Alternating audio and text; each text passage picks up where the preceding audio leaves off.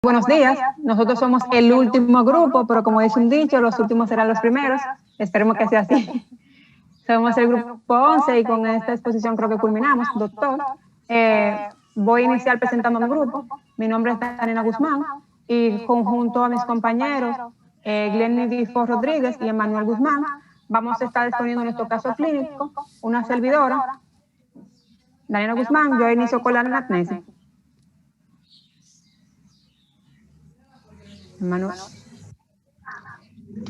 Datos personales. Fecha de ingreso, 8 de diciembre de 2020 a las 3:20. Nombre, Martina del Carmen. Sexo femenino. Edad, 71 años. Raza mestiza. Religión católica. Ocupación, ama de casa. Escolaridad, universidad incompleta. Residencia, Los Minas Viejos. Procedencia, San Cristóbal. ARS, Senasa subsidiado.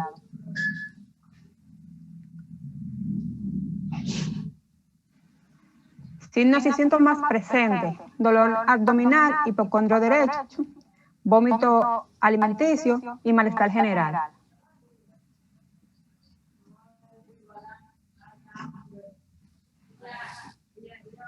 Historia de la enfermedad actual. Paciente femenino de 71 años de edad que acude a una sala de emergencia del Hospital Salvador de Gautier, refiere tener un fuerte dolor tipo cólico en el hipocondrio derecho, de una intensidad en una escala de 9 de 10, con 24 horas de evolución, que solo mejora al vomitar y que se irradia al epigastrio. También refiere vómitos aproximadamente de 5 a 6 veces en las últimas 10 horas, un vómito de contenido alimenticio sin presencia de fecaloides. Como dato importante, la paciente dice que fue ingresada un mes antes a cirugía digestiva por una colecistitis aguda que se manejó de forma conservadora, por lo que se decide su ingreso para hacer los análisis complementarios. Antecedentes personales patológicos. En la niñez no refiere, en la adolescencia gastritis crónica aún en tratamiento, en la adultez hipotiroidismo, cardiopatía isquémica estable, diabetes mellitus tipo 2, hipertensión arterial. Antecedentes personales no patológicos, hospitalarios, en reiteradas ocasiones por casos diversos no relevantes, quirúrgicos, cirugía digestiva por una colecistitis aguda que se manejó de forma conservadora, y apendicectomía perforada con peritonitis. Traumáticos no relevantes, medicamentosos, intoxicación con barbitúricos, alergias presentes a los gatos, y transfusiones al sufrir un accidente de tránsito.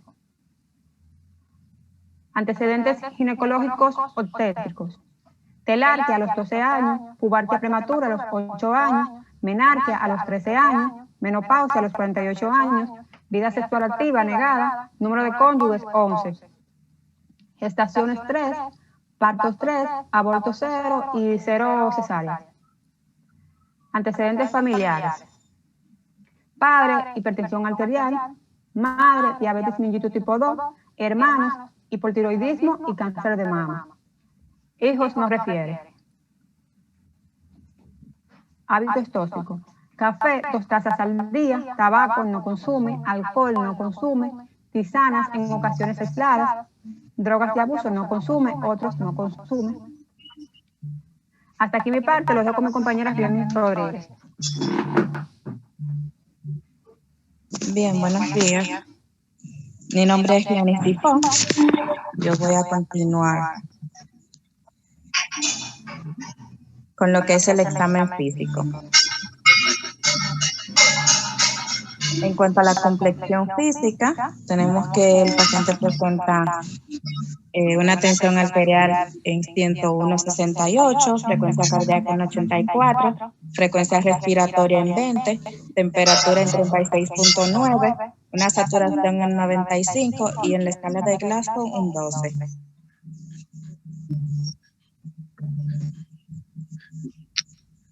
En la inspección general, el paciente de sexo femenino cuya edad aparente concuerda con la real, en estado nutricional, con sobrepeso, consciente, orientada en tiempo, espacio y persona, marcha normal, movimientos corporales espontáneos y normales.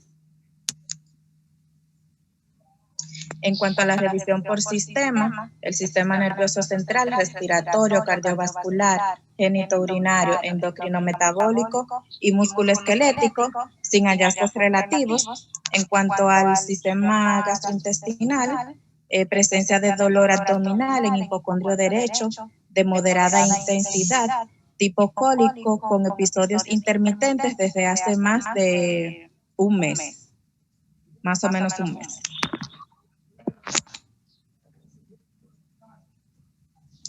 En cuanto a los datos destacados, como el doctor dijo que dijéramos lo más importante, vamos a hablar del tórax, que va a haber movimientos conservados, respiración normal, ruidos cardíacos rítmicos, normofenéticos, ruido 1 y 2 presentes, no presencia de soplos ni arritmias. En el abdomen va a estar distendido, doloroso a la palpación profunda en el mesogastrio e hipocondrio derecho, presencia de ruidos hidroaéreos de lucha en mesogastrio. Todo lo demás concuerda con la edad y sexo. En los exámenes y pruebas médicas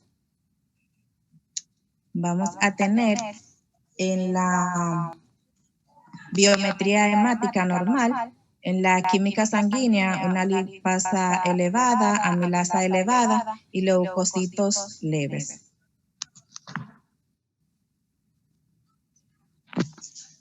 En la ecografía abdominal, hígado de forma, tamaño y situación conservada, su ecogenosidad se encuentra incrementada de forma difusa en los caracteres de esteatosis hepática moderada, sin lesiones patológicas ocupantes de espacio, vías biliares intra y extrahepáticas normales, hepatocolédoco mide 4.7 milímetros, vesícula biliar de tamaño conservado, toda su luz se encuentra ocupada por varios cálculos que agrupados provocan sombra acústica posterior.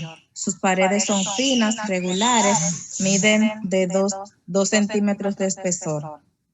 Muffin sonográfico negativo. Vaso, páncreas y riñones sin datos patológicos, ausencia de líquido libre intraabdominal, y en la impresión diagnóstica presenta esteatosis hepática, un estómago de retracción con peritaltismo de lucha y colelitiasis. En cuanto a la radiografía de abdomen, se evidencia de presencia de edema de asa, más signo de pila de moneda, más nivel de hidroaéreos. Se apreciaba gran dilatación gástrica con ausencia de gas en intestino distal. En cuanto a la tomografía computarizada, de abdomen simple y pelvis contrastada, en la impresión diagnóstica los hallazgos en el intestino delgado sugieren hilio biliar. En la endoscopía, el esófago normal y estómago dilatado a nivel del píloro, se observa un gran cálculo impactado que obstruye la luz sin permitir el paso del endoscopio. Hasta aquí mi parte, continúa don Isen Manuel. Bien, buenos días. Entonces yo le voy a estar hablando un poco acerca del diagnóstico. Primero que todo, comenzamos con el diagnóstico diferencial. Podemos pensar en 4 patologías para esta paciente. La primera, podemos pensar en una obstrucción por objetos extraños, sea besoar, alimentos e hilio biliar. También podemos pensar en una úlcera péptica o en tumoraciones benignas, sea pólipos, páncreas heterotópico, amartomas, quistes, tumores mesenquimatosos, o en tumores malignos como son el sarcoma, el carcinoma, etc. pero tenemos que hacer método de descartes para la patología para poder saber específicamente qué patología está cursando esta paciente. Primero pensamos en la úlcera péptica. Vemos que en la endoscopía de una úlcera péptica siempre se va a ver una erosión en un segmento de la mucosa digestiva, mientras que en nuestra paciente lo que se encontraba era un cálculo impactado. En las tumoraciones tanto benignas como malignas, van a tener un hallazgo en la endoscopía. Vamos a saber cuando son malignas o benignas solamente por los resultados de la biopsia, ¿verdad? Pero en nuestra paciente, como dije anteriormente, solo lo que encontrábamos era un cálculo impactado.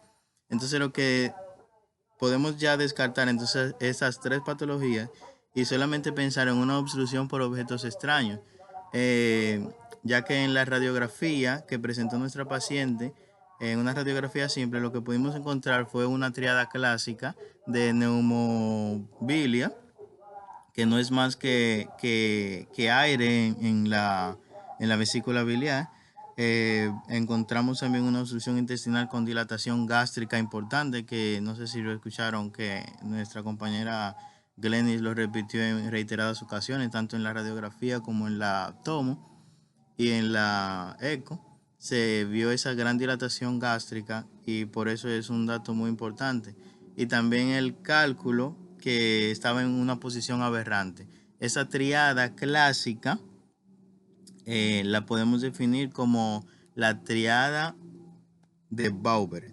Entonces nuestro diagnóstico definitivo para esta paciente fue una obstrucción por objetos extraños iliobiliar, conocido mejormente como el síndrome de Bauer, que no es más que un tipo que es realmente muy infrecuente, ya que afecta a 10 de cada 1000 pacientes que hayan tenido anteriormente una colelitiasis, y se define como una obstrucción gástrico-duodenal secundaria al paso entonces de un cálculo desde la vesícula biliar hacia tanto el estómago, o sea, al final del estómago, o sea, píloro, y, y el duodeno. O sea, que es una, un movimiento o un cambio de un cálculo, un viaje de un cálculo hacia uno de esos puntos. En las imágenes podemos ver, voy a poner un rayoncito aquí, en la imagen podemos ver aquí, señalado por la flecha, ¿verdad? Varios cálculos que se encuentran presentes en estas radiografías y tomografías. Pues se quedó, lo siento. Bien, ahí está. Entonces, decimos que afecta esta patología del síndrome de Bauer, afecta mayormente a pacientes mayores de 60 años. Si recuerdan, nuestra paciente tenía 71 y dice que es de mayor prevalencia entonces en el sexo femenino y presenta un cuadro clínico que consiste obviamente en la obstrucción intestinal alta, con una distensión gástrica aguda que mejora tras el vómito. Si recuerdan también al principio, cuando se expuso sobre la presentación del caso, la paciente refería que al momento de vomitar ella le mejoraba el dolor abdominal que sentía. Entonces, este vómito mayormente siempre es muy abundante y es de contenido bilioso, aunque también puede ser de contenido alimentario, alimenticio. Y nunca va a encontrarse vómitos fecaloides.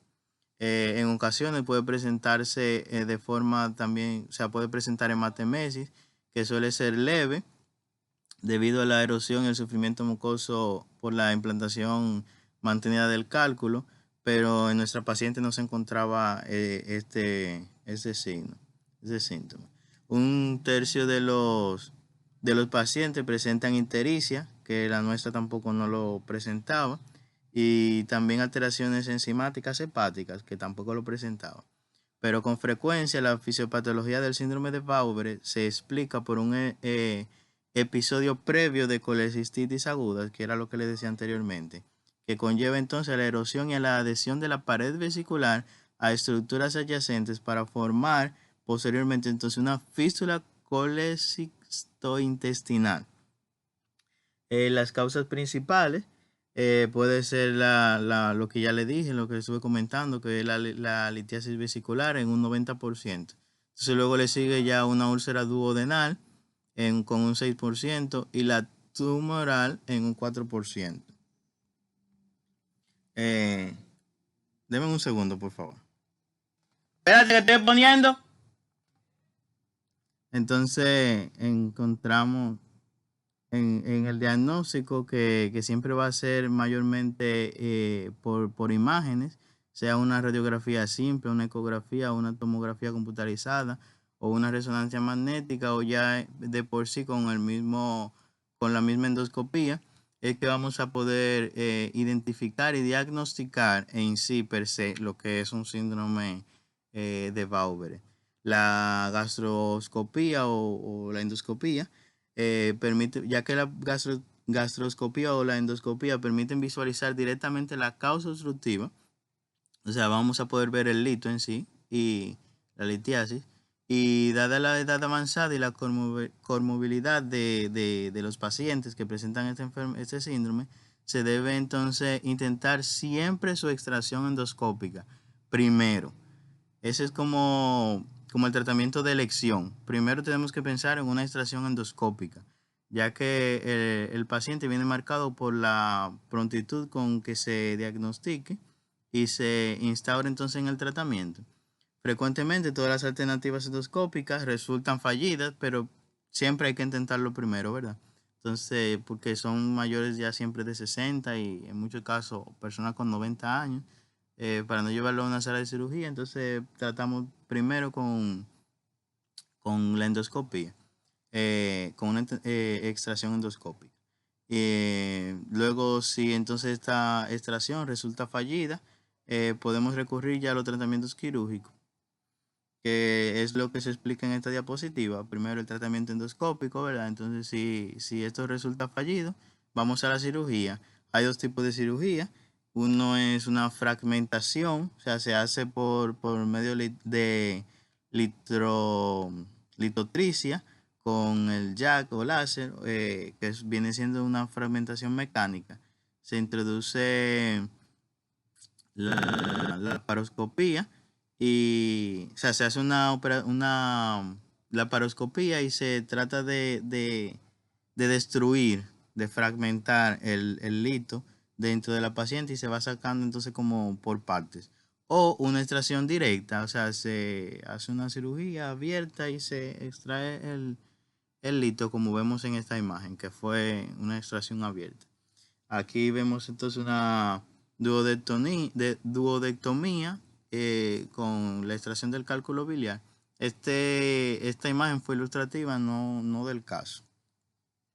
Para los que se preguntan entonces qué pasó con nuestra paciente, el tratamiento que se le hizo fue, pues obviamente, primero la endoscopía, la extracción endoscópica, pero fue sin éxito, por lo que entonces la paciente tuvo que ser intervenida con una cirugía, realizándose entonces esa gastrectomía y se logró entonces la extracción del lito, que contaba con un tamaño de 6 centímetros de diámetro, y la enferma o la paciente entonces evolucionó de forma favorable, siendo dada de alta a los 5 días después de la intervención.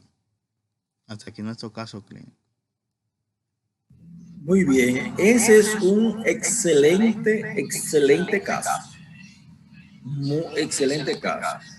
No es muy frecuente, pero puede pasar. Ustedes saben que hay personas y hasta médicos que cuando tienen en la vesícula un cálculo de gran tamaño, dicen, no, ese no se va a expulsar, por lo tanto, ese no va a dar mucho problema. Miren el problema ahí. ¿Qué pasa? Con un cálculo grande ocupa mucho espacio, va a comprimir, pero de forma interna la vesícula, la va a inflamar, la va a dosar a un órgano, se va a necrosar y va a formar una fístula. Y por ahí puede salir ese cálculo gigante. No es tan frecuente, porque si un cálculo pequeño sale con la ampolla de Barton, va a seguir gradiente abajo y va a ser expulsado con las heces. Sin embargo, miren dónde estaba ese cálculo.